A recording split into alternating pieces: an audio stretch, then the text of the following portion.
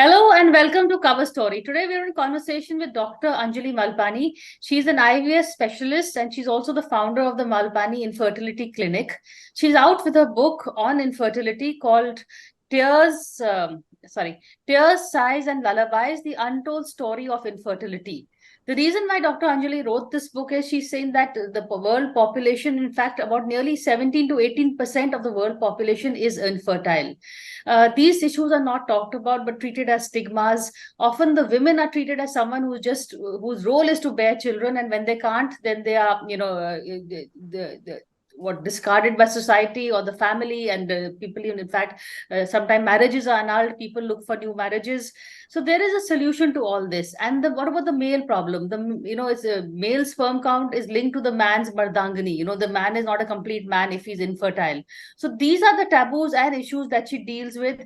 And to her record, she's delivered about 15,000 babies. So with her treatment. So I welcome you to this conversation, Dr. Anjali. And good to have you on the show today. Hi, Priya. Nice to be here too. I'm really looking forward to this chat. No, in fact, I must tell our viewers that you and your husband, Dr. Aniruddha Malpani, were also consultants on that movie, Vicky Donor, that made all of us, aware of these issues, problems that people face, and not just the problems, but there are solutions at hand.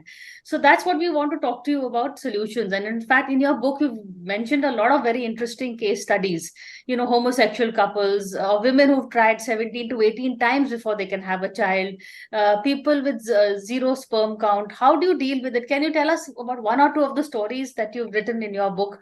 And then I'm going to ask you about the mindset and the work that you do. Okay, so one of my favorite stories is the very first one. It's called Tea and Coffee. Now, from the title, you don't know what it is about. So people keep on guessing it. But it's interesting. I like this story because it covers a lot of angles. It covers the male patriarchal society that India is, how we are dominated by the males, where a woman cannot decide what beverage she has, whether she wants tea or coffee. It's always, when I ask the couple when they come into the clinic, would you like tea or coffee? And the husband answers two coffees. And the woman, on her own just picks up the coffee and has it. And as the story progresses, she keeps on drinking coffee all the time.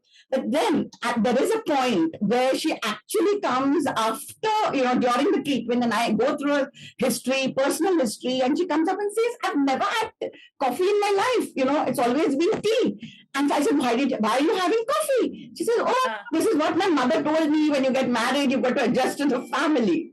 So I brought this out along with our pioneering work, where if now a man with zero sperm count can father his own baby. This treatment is called TISA-ICSI, testicular extraction of sperms, along with intracytoplasmic sperm injection. It's a big name, but it is just one of a type of an IVF, you can say, or assisted reproductive technique, where a man, even with a zero count now today, can be a father. So I brought up the pioneering work along with this angle, and I've also shown that how after she gets a baby, she asks for tea. So, all through, because you're infertile, your self-confidence goes down, your self-esteem goes down, people look down upon you, so women are not treated well. But once you get that baby, suddenly you get a confidence. So I brought out how childbearing is so important in our patriarchal society. A woman is not looked upon for what she is or what she achieves, but according to her childbearing status. So I want to bring this out in my stories, how important it is. That's what I like, because you're not just dealing with a medical issue, you're also dealing with a social issue, and also as you said, a patriarchal society. So, Anjali, what I like about the book is, it's not just a book about a medical situation, but also it talks a lot about the social, it's a commentary on the social conditions and the patriarchal system that exists in society today. I like that bit, how you use the tea and coffee to, make another larger point. And often women who can't have kids are treated as lesser than equals, rather than, once they do have a child, they can assert their independence and, even try to assert themselves again within the family system. You also talk about homosexual couples, gay couples, lesbians who, now there is a way out for them to become a complete family. Absolutely. There's a story in your book about a couple from Bhopal. Can you tell us a bit about that story? This was a couple which came back way back in 2016, a couple from Bhopal, midtown cities. You don't really expect them to, want to, to be open about it. So initially when I saw them, he came as a single man, didn't tell me about his partner. But later on, as he kept on coming for consulting, he told me he had a partner and how they had a tough time telling their parents, opening up, telling that, okay, this is what I want to do in life. The mother obviously threw a fit and said, this is not done. How is she going to face society? So they were partners. They met in college. They always knew there was something wrong with them, but didn't know about it because in India, we don't talk about, homosexuality, gay couples. It's just a no-no. And people, when they grow up as teenagers, they have preferences, but they don't know what's happening to them. So I brought all this in the story. And then it is a really sad story because, just then the Supreme Court decriminalized the homosexuality. So they were on a high and they said, wow, this is fantastic. This is the future. So they come to me and they say, okay, great, we'll get married because they were living in by then. And then they wanted a baby. They wanted to complete the family. But just as they came to me, the decriminalization occurred and they were celebrating. But as we had to, because gay couples, obviously they're two men. So we need a surrogate to, birth their child. So typically one acts like the husband, the other is the wife.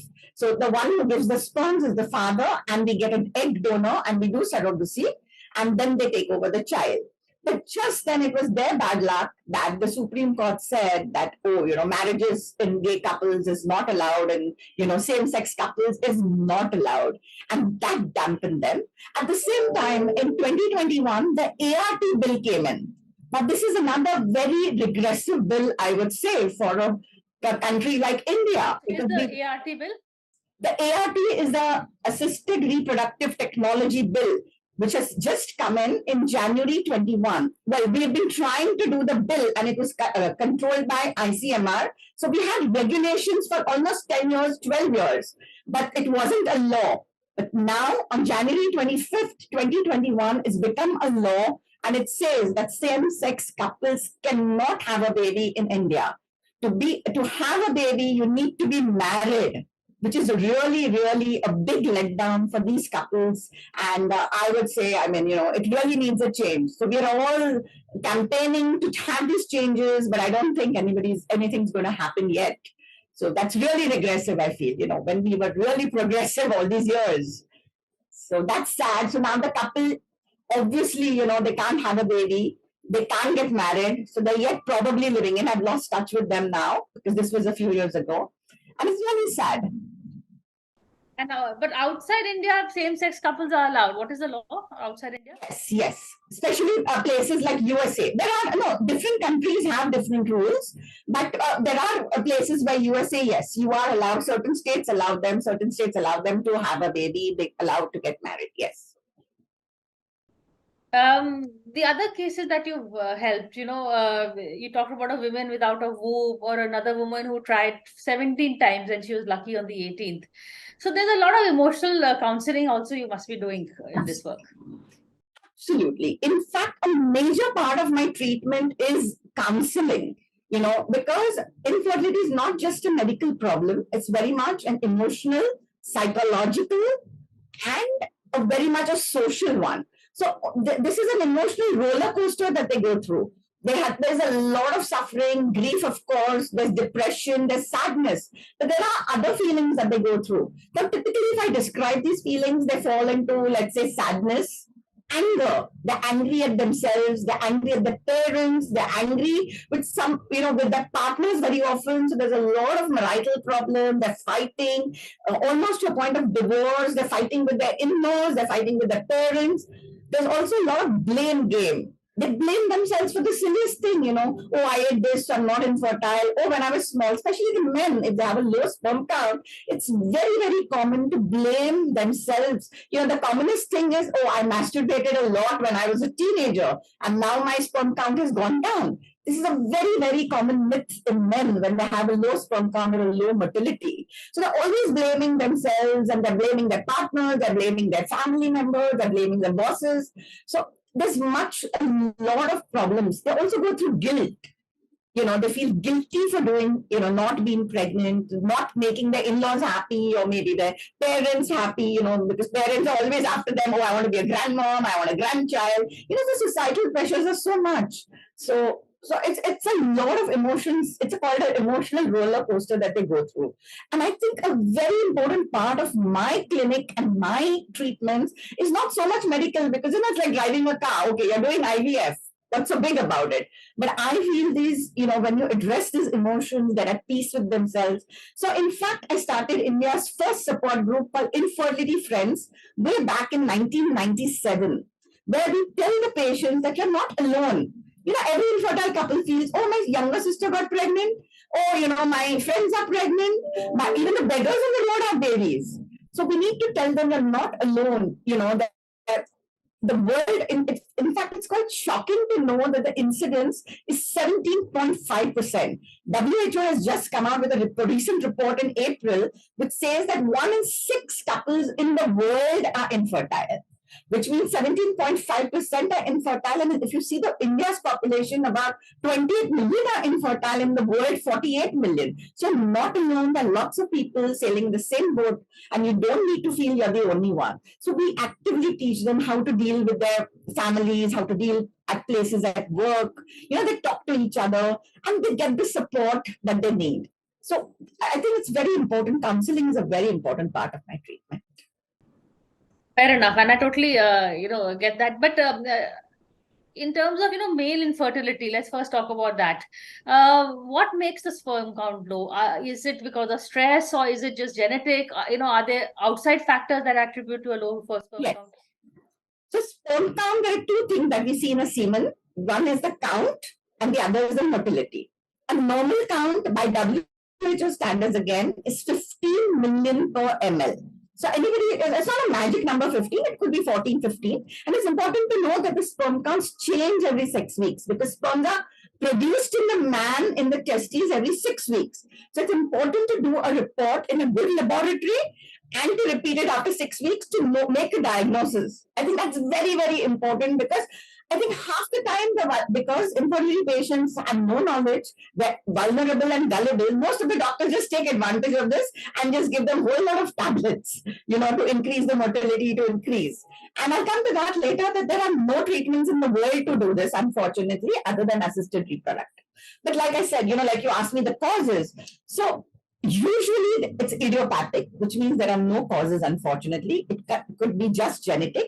But yes, there are a few causes. For example, infections, especially sexually transmitted diseases like gonorrhea, HIV would cause infertility. Sometimes there are chromosomal problems, genetic problems like Kleiner filters, which is a well-known problem, such as XXY. Sometimes there are tumors, sometimes there's hormonal imbalance.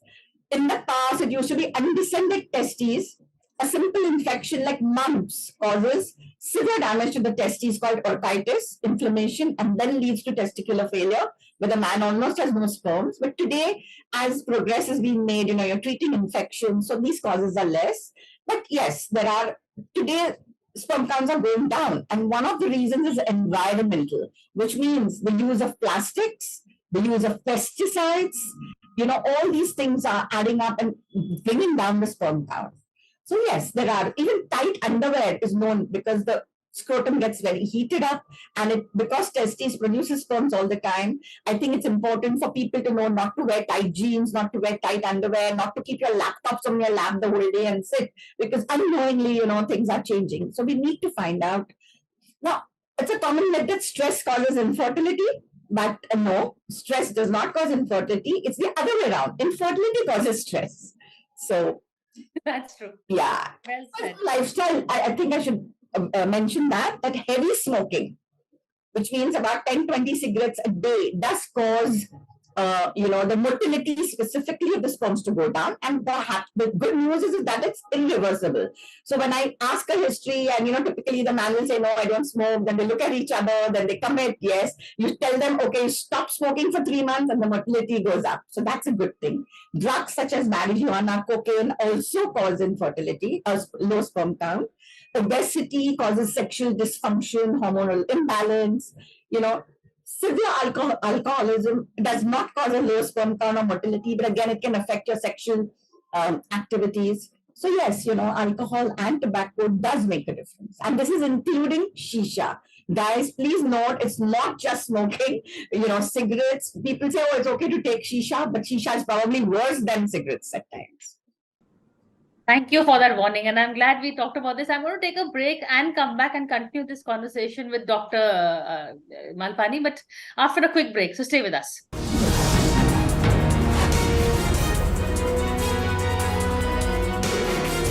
Hello and welcome back to a cover story conversation. We have with us Dr. Anjali Malpani, who's just out with a book on infertility called Tears, Sighs and Lullabies, the Untold Stories of Infertility. She's got her own clinic also, and she's been telling us about various case studies, but more important that the various reasons that could lead to infertility, a low sperm count in men. Now let's talk about the women. We were talking about the men before the break. What about the low, women where the ovaries, sometimes there's some women born without a womb, or they're infertile. How do you deal with that? What are the causes for that, first of all? Any causes apart from genetic? Yes. So in the women, in fact, we can divide the causes as ovarian, uterine causes, and tubal causes, and others. So the commonest problem is the ovarian dysfunction, which means it's an anovulation. That means you do not produce an egg every month, or sometimes it's just a hormonal imbalance, which is typically seen in what everybody knows as polycystic ovaries or PCOS or polycystic ovarian syndrome. Now, let me tell you, Priya, that practically every other girl today, not even a woman, a young adolescent girl, is being diagnosed as a PCOS. And do you know why? Because at 10 and 11, they start getting a little bit of acne. So they are very, very particular. They tell them, Mom, oh, I have to, a little bit of hair on their arms, legs, underarms. So they go to the parlors. Then they go to the they tell their mothers. The mothers are hyper because you want to wear shorts or you want to wear good dresses. You want to look good at the age of 10 and 11. Then they take into a cosmetologist or not a dermatologist, typical cosmetologist who tells them to do an ultrasound, and bang, there you see a few follicles, you're diagnosed as PCO. And it's so sad because lifelong these people are labeled as PCOS, So I think it's not important, PCOS, as long as you're menstruating regularly. PCOS doesn't harm you. You can worry about it when you grow older and you want a child. All PCOS are not infertile. And that's another common myth, that if you're a PCOS, oh, you're going to be infertile. No. Everybody does not require treatment. There are some PCOS who are, and there are treatments. There's a simple tablet. Sometimes they can get pregnant. Sometimes just losing weight, I think, they get pregnant. But that's another story I don't want to get, because, then you not only involve a cosmetologist, you're involving a dietitian, you're involving a gym. Parents are forcing kids to go. So that's really sad. So that's one part of it. So there are ovulation disorders, which are the commonest. 40% of women have this. They're easy to treat. The second is a tubal factor, where the tubes get blocked. Now, in the past, we used to see tubes getting blocked because of infections, specifically infections like tuberculosis. But today, with treatment, I've hardly seen any patients with tubal blocks with tuberculosis. Sometimes you would get infections in the past, like gonorrhea, chlamydia, causing infections, severe infections where the tubes and ovaries all form a mass called a TO mass, or we call it as the pelvic inflammatory disease, which is not seen anymore. Then there's endometriosis, which is quite common. Endometriosis means the blood which comes down into your menstrual cycle, which comes out of the body, sometimes reverses, goes back to the tubes and gets deposited at the back of your uterus. And we don't know why, but endometriosis can cause infertility in some patients. In some patients, they form big, blood chocolate cysts in the ovaries. And even those people can get pregnant. But sometimes there are a few spots and they don't get pregnant. So it's called an enigmatic disease. It's always, we're always wondering why, what is happening inside. And the third problem is a uterine problem, where some people have things like polyps, fibroids inside the uterus, which can affect fertility. Again, I would like to note, this is very, very important. Almost 4 out of 10 people will have fibroids, which are inside the muscle of the uterus, which are known as intramural fibroids, are outside the uterus. They do not cause infertility. So just because you see a fibroid, now typically what happens, you don't get pregnant, you do an ultrasound, and bang, the gynecologist says, wow, there's a fibroid, does a laparoscopy, charges your bomb, removes it. But it's irrelevant. You do not have to remove fibroids, which are not inside the endometrium or the lining of the uterus. Only those cause problems. I think that's a very important thing. Thank you for that. That's an important piece of information. Now I want to ask you is what can you explain the procedure of IVF? And is it very exorbitant, or is it accessible to people, salaried people, normal people also? Okay, there are two questions. Yes, I'll tell you the procedure. It's a very simple procedure. So we started IVF way back. We were the first clinic, a private clinic in India. We started in 1990. This is 2023. And as you must have noticed, in every gully, every lane today, you're seeing fertility clinic. Everybody wants to do IVF because they think it's a lucrative, you can earn money, you don't have emergencies, but that's not true. You need a laboratory, you need a good setup to get success. Anybody can do IVF today. It's very, like, there are protocols now in place. You get the medium, which was not available in the past for the laboratory. We had to import medium, we had to make medium, but today everything is ready. Today we have Mr. Google, we have, your mobile phone. With a click of a button, you just order and everything comes to your place. So doing IVF has been fairly simple, but success, until you get success, you're not a good doctor, And like I said, infertility patients are very vulnerable and they can get cheated very often. So you have to be very careful. So what do we do in IVF is, first of all, let me tell you, IVF is not meant for everybody. IVF, there are certain reasons you do IVF. One is if your tubes are blocked, which was a common problem in the past. Today, we don't see that many blocked tubes. If you have severe endometriosis, if the woman's age now is going up, that's another issue, I think, topic we can discuss later on, as how women are getting married later. So that's become a social infertility today, where we need to do IVF at the age of 37, 38, 40, 45. Whatever you say, people want a baby at that age. And obviously, it's harder to get. I want to just cut you on this point. This is a very important point, which I faced in a lot of my shows also, because patterns are changing. Women want career first, babies later. So can they freeze their eggs and have the baby later? Absolutely, absolutely. And there's no impact on the child. Can it be the child will have complications if they're born later? Frozen. That's a very important topic, and that's exactly what's happening today. People are postponing their childbearing, even if they're married. And a lot of women are not getting married because they can't find Mr. Right, or they want to pursue their careers, or they want to pursue their studies. So yes, egg freezing is a very, very viable option. In fact, I believe in technology, because if there is, today biology is not destiny. In the past, we women said, oh my God, what do I do? My age is gone, let's have a baby. But today we can have our cake and eat it too. So today you can pursue your careers, you can freeze your eggs. It's a very safe procedure. In the past, we were not able to freeze, we were able to freeze eggs, but when we thawed them, that means when we took them out for treatment, the eggs would not survive. But today, so out of 10 eggs we froze, for example, 1 or 2 would survive. But today in my clinic, at least 10 out of 10, all 10 are getting survived. So and these eggs do not get damaged. They do not cause abnormal babies. You can keep the eggs as long as you want, 10 years, 15 years, and then come back and get a baby. Now, another important point I want to say is it's the ovaries which age, or your eggs which age. Peak fertility is around 30 to 30, it's between 20 and 30, okay, in a woman. But obviously, people are not going to come to me at 20s anymore. So the right age is to come before 35. 32, 32, 33 is a good age to freeze your eggs. Please do not wait till you're 37, 38, 39, because the quality of the eggs goes down and the numbers also go down, even if you're doing IVF. I think that's a very important message I would like to tell everybody, that if you do want to freeze your eggs, do it at the age which is less than 35, so you have a better quality and a larger number of eggs to freeze. That's a good piece of advice, I think, to our people. So every time, just one quick last question to you before we're totally out of time now. What has been your most happy story? Is it for a very older couple got pregnant, or someone who got pregnant after 17 tries? What is the story that brings that smile to your face? Yes, I've got hundreds and hundreds of patients, and very hard, because that's my ikigai. When I see that smile on every infertile couple, that's what I live for. So it's very hard to say which couple, but yes, I definitely remember this very poor couple which came from Orissa way back in 92, 93.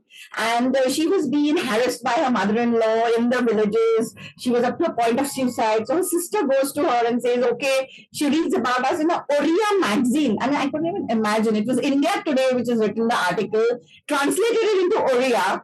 And she had a photo of me and she had tucked it in her blouse. And they didn't know Malpani, they didn't know Mumbai. They just sat in a train, came to VT station, and they just said, we want to go to Malpani. Now, this is sheer luck. It happened that they were asking around for Malpani. They meet a taxi driver to get instruction, and says, oh, I take a lot of patients to Malpani clinic from VT, Victoria Terminus, Mumbai. So he guides them the bus. They sit in a bus. They come without money. They have no idea what they're doing. And the husband had a problem.